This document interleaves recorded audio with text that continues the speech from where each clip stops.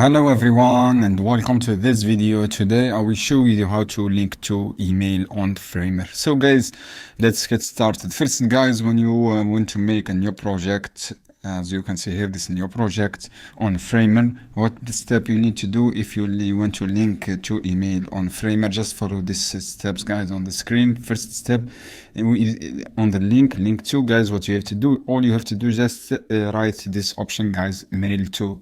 For example, this one, wait guys, to loading, wait guys, what you have to do, write here this option, mail to, and from the new tab write this option yes, and you will get a link clickable mail to on Framer, and write here your email support. For example, this is how you can do guys to make mail to on Framer. This is the step you can do, and after that click publish.